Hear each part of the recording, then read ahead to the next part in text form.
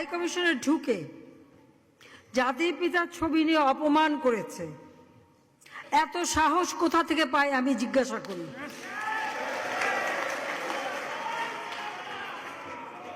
আমি জানি না আমাদের হাই কমিশনার এখন কারা বসেছিল এবং তারা সেখানে কিছুই করতে পারলো না কেন, সেটাও বড় প্রশ্ন। আর আমি আমার প্রবাসী যারা বাঙালি, না আমার প্রবাসী বাঙালিদেরও আমি বলবো যে যারা এই ঘটনাগুলি ঘটিয়েছে তারা চলাফেরা করে না, তাদের দেখেন না।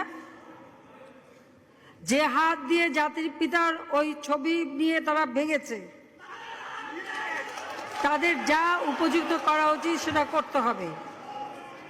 কারণ জাতির পিতার নাম মুছে ফেলার চেষ্টা করা হয়েছিল, তো তারিখ যেহেতু দূরের কথা, ওর বাপ তো চেষ্টা করেছিল এই নাম মুছতে, ওর বাপও চেষ্টা করেছিল।